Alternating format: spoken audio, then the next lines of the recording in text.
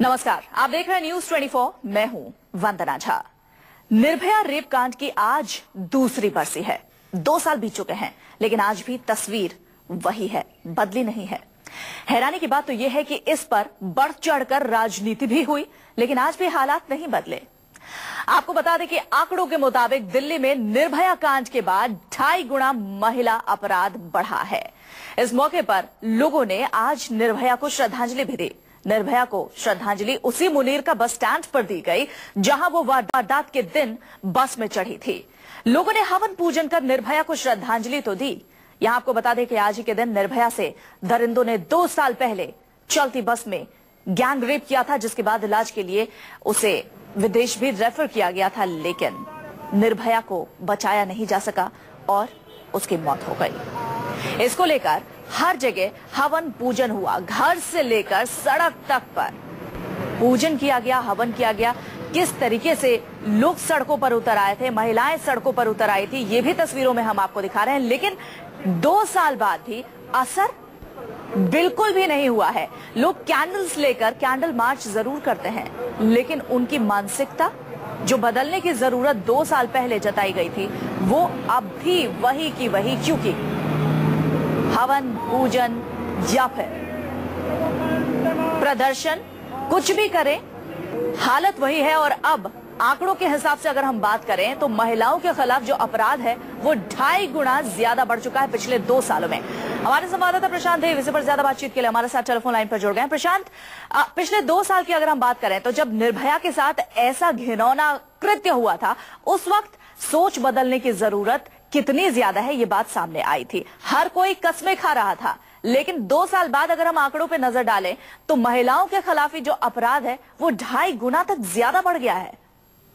जी हाँ, बिल्कुल। ये तो 2.5 गुना ज्यादा जो वृद्धि दिखाई जा रही है वो आंकड़ों में उससे कहीं ज्यादा असलियत में भी है। जो रिपोर्ट दर्ज नहीं हुई उसे कोई नहीं जानता, तो आप इसको और ज्यादा ही मानिए। और ये बात बिल्कुल ठीक है कि महिलाओं से रिलेटेड अपराध में बिल्कुल कोई कमी नहीं आई है, बल्कि और ज्यादा उसमें वृद्धि हुई है। और एक तरीके से समाज का ये पैरामीटर है, समाज का एक हेल्थ चेक करने का पैरामीटर है कि समाज किस तरीके से है। हालांकि जहां तक क्राइम का मामला है उसी तरीके से मुकदमे खूब दर्ज है। हर कंप्लेंट को रिपोर्ट किया गया है, पुलिस का दावा आया था, पुलिस की दलील होती है जिससे ये ग्राफ बढ़ा है। लेकिन ये बात से इनकार नहीं किया जा सकता कि महिलाओं के प्रति अपराध में काफी ज्यादा वृद्धि हुई। प्रशांत, लगातार ये बात उठी थी कि रिवॉल्यूशन की जरूरत है, सोच बदलने की जरूरत है, लेकिन रिवॉल्यूशन के नाम पर क्या सिर्फ राजनीति ही होकर रह गई और दीपक तले अभी भी अंधेरा ही है? देखिए, हर सेक्टर में इस तरह के सेंसिटिव इशू को ये लगता है कि इसे शोकेस कर दिया जाता है। राजनीति बिल्कुल हो जाती है, बयानबाजी हो जाती है, मुद्दे बिल्कुल उड़ जाते हैं, लेकिन जमीनी हकीकत जस्ट की तस है बिल्कुल। और लोगों की सोच में, ऐसे अपराधियों की सोच में कोई फर्क नहीं, कोई कमी नहीं है, बल्कि और वृद्धि हुई है इन सब तमाम मुद्दे उछलने के बाद भी। जी, जाहिर तौर पर सोच कितनी बदली है इन आंकड़ों को देखकर भी साफ हो जाता है। प्रशांत, बहुत शुक्रिया हमसे बातचीत करने के लिए, जानकारी हम तक पहुंचाने के लिए। दिल्ली में अपराध कितना बढ़ा है ये इन आंकड़ों के जरिए हम आपको बता रहे हैं। दहेज हत्या 2012 में 134 थी और वो 144 तक पहुंच गई है। दुष्कर्म 2012 की बात करें 706% और अब 1985 तक ये पहुंच गया है। दहेज उत्पीड़न का मामला भी काफी ज्यादा बढ़ चुका है, 2046 से 2814 तक। वहीं छेड़छाड़ के मामले 727 से बढ़कर 4000 के आंकड़े को भी पार कर चुके हैं।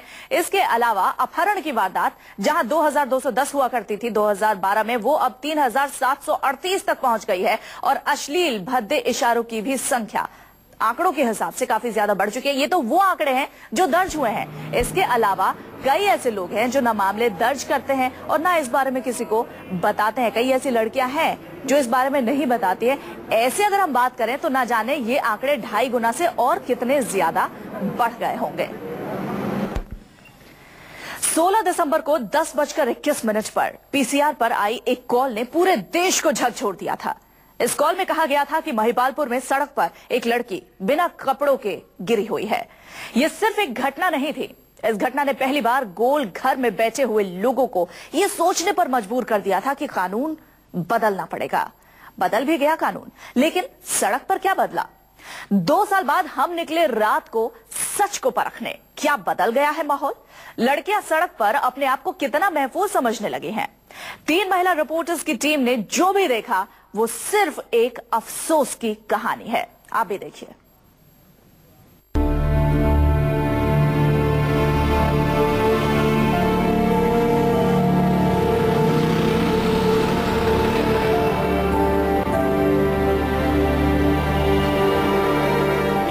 दिल्ली है, राजधानी देश की, नगरी दिलवालों की, पहचान सेकुलर भारत की। शाम होते ही रंगीन हो जाती है समा, सुबह होते ही जाग जाते हैं हजार सपने, यहाँ हर सपनों को लगता है पंख। लेकिन लाल किला का ये शहर 2 साल बाद भी बहुत चुप है। ये चुप्पी बोलती है अलग अलग शक्लों में। किसी के आंसू बोलते हैं, किसी की सांसें बोलती है और किसी की निगाहें बोल देती है। बेबसी और बदकिस्मती की कहानी 16 दिसंबर की रात आपको याद है ना? ये तारीख वही तारीख है और ये जगह वही है जब निर्भया ने बस ली थी और उस बस में उसके साथ रेप हुआ और उसके बाद उसकी तड़प तड़प कर मौत हो गई। आज 2 साल बाद हमारी दिल्ली कहाँ खड़ी है? क्या आज महिलाएं दिल्ली में सुरक्षित हैं या नहीं?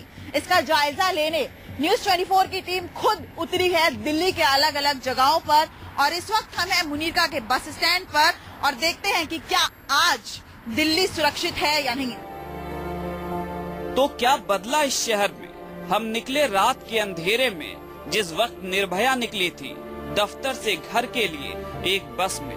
वही सड़कें, वही वक्त, वही मौसम, वही सन्नाटा। कुछ बदला सा था तो सिर्फ बस का नंबर, कुछ चेहरे, कुछ आवाजें।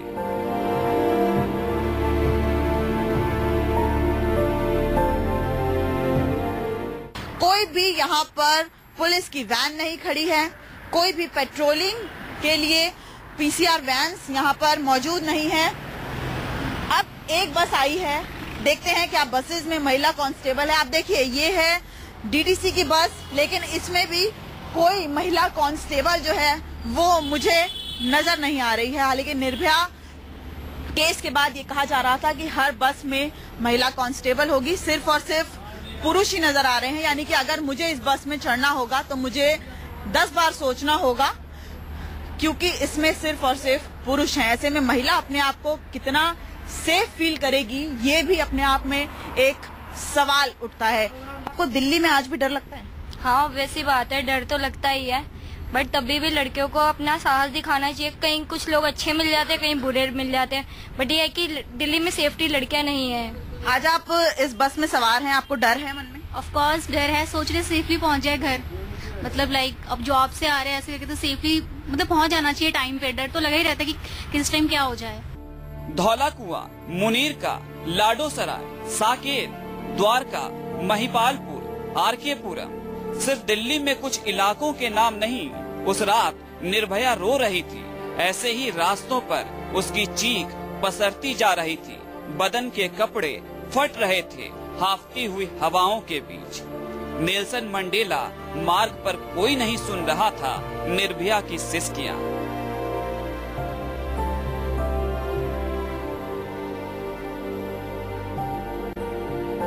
इस एरिया के बारे में आपको जानकारी दे दूं। नेल्सन मंडेला मार्ग मुनीरका से होता हुआ ये वसंत कुंज की तरफ जाता है। ये रास्ता बिल्कुल सुनसान है, हालांकि यहाँ पर लाइट्स लगा दी गई हैं, लेकिन लाइट्स पहले इतनी नहीं थी। इसी रूट पे एक महिला पत्रकार को कुछ अज्ञात लोगों ने मार दिया था और इसी रूट के जरिए ही निर्भया कांड भी हुआ। मुनीरका से गाड़ी आई और इसी रूट के जरिए महिपालपुर होते हुए वो द्वारका गई थी गाड़ी। आपको अभी भी यहाँ पर सेफ महसूस नहीं करेंगे। मैं और एक यहाँ जो एक महिला है वही खड़े हैं और आसपास कोई नहीं है। जो भी यहाँ से गुजरता है वो देखता हुआ जाता है। आप कितनी देर से यहाँ खड़े हो? मैम 10 मिनट से खड़े हो। अच्छा, यहाँ आप खड़े हो, आपको डर लग रहा है? कोई पासबाई घूरते हुए जा रहा है? या मैम डर तो लगता है, कोई घूरे या ना घूरे, बट सुनसान जगह पे डर तो लगता ही है। आप कहेंगे कुछ नहीं बदला है, हम कहते हैं बहुत कुछ बदला है। सड़कों पर लाइटें लग गई, सड़कें चौड़ी हो गई। सच भी यही है, कौन देखता है महिलाओं को खौफ से बाहर। जहां से रोजाना हजारों महिलाएं अपने घर के लिए बस लेती है, रात भर महिलाएं वहां इंतजार करती है। कोई तो पूछे उसका हाल। धौला कुआं, आपको याद है ना? यहाँ से गुजरी थी निर्भया की बस हजारों लोगों के बीच से।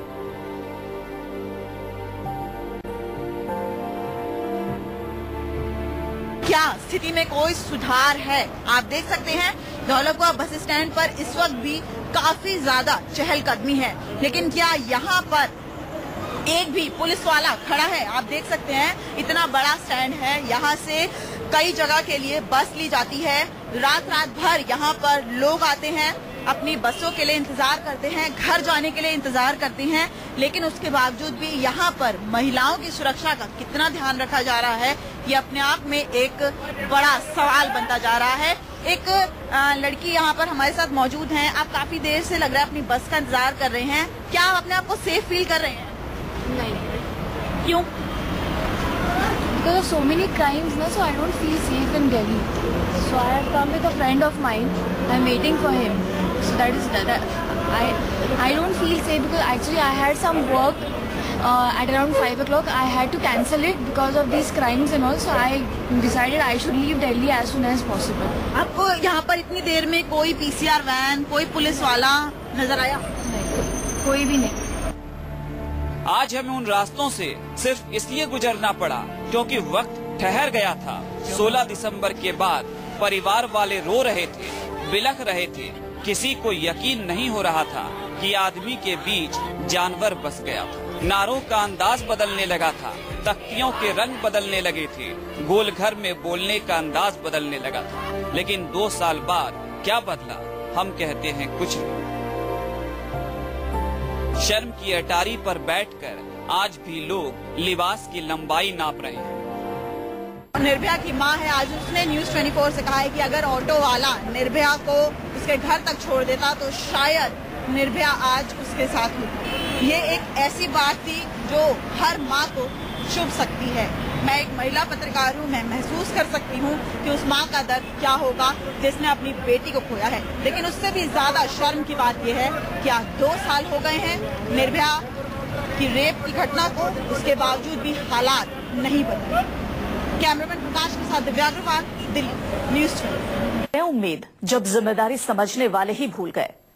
छोड़ दीजिए सुनसान इलाकों की तस्वीर, रहने दीजिए उन इलाकों को जहां शाम होने के बाद लोग रात समझने लगते हैं। हम देखने निकले उन जगहों को जहां से सैकड़ों की संख्या में रात को 12 बजे लोग गुजरते हैं। हमारी संवाददाता अंजलि झांकने गई वहां जहां पुलिस कहती है हम हमेशा मौजूद रहते हैं।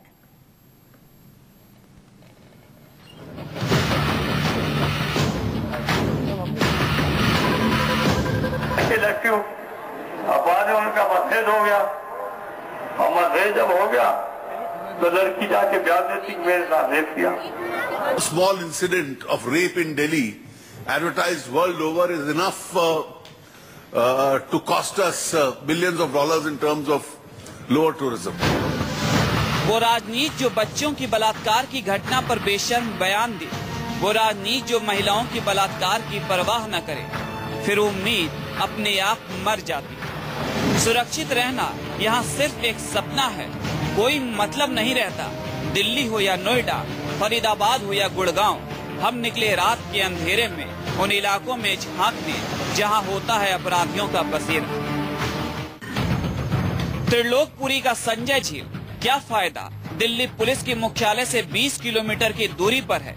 4 साल पहले रात के अंधेरे में नहीं, शाम के वक्त एक महिला की हत्या कर दी गई। 1 हफ्ते तक पुलिस सो नहीं पाई, लाइटें लगाई गई, 24 घंटे पहरा देने का वायदा किया गया, लेकिन वक्त का पहिया घूमा तो पुलिस ने भी चेहरा घुमा लिया।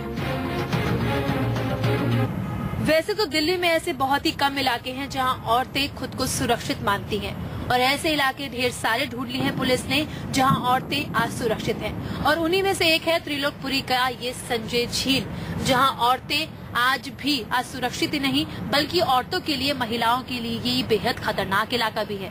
जी हाँ, इस इलाके में इतनी ज्यादा असुरक्षा फैली है कि यहाँ पे 2 साल बाद भी 16 दिसंबर के उस वारदात के बाद भी कोई भी पुख्ता इंतजाम नहीं है। यहाँ पे गेट पे सिक्योरिटी गार्ड नहीं है, जिसके चलते आए दिन यहाँ पे छेड़छाड़ और दुष्कर्म के मामले सामने आते रहते हैं। साल 2010 यानी कि आज से 4 साल पहले भी इस इलाके से एक वारदात सामने आई थी। ना ही तो वो छेड़छाड़ की वारदात थी और ना ही दुष्कर्म की, वो वारदात थी हत्या की। एक औरत ने अपने बचाव के लिए कदम उठाया तो उस पर चाकू से वार कर दिया गया। इसी को ध्यान में रखते हुए आप अंदाजा लगाइए कि संजय झील, त्रिलोकपुरी का ये इलाका औरतों के लिए कितना सुरक्षित है और कितना ही ज्यादा खतरनाक है। कहां की तस्वीर दिखाएं? हम निकले उस जगह की ओर जहां लाखों की संख्या में लड़कियां पहुंचती है अपनी अरमानों को आसमान देने के लिए, दिल्ली विश्वविद्यालय। लेकिन यहाँ के बोंटा पार्क के सामने से गुजरे तो फिर से ना गुजरने की कस्में खा ली। सोचिए, यहाँ से रात के 10 बजे तक लड़कियाँ ट्यूशन लेकर गुजरती, 2 किलोमीटर तक तलाश करते रहे, कोई तो मिले टॉर्च लेकर और हमसे हमारा पता पूछे।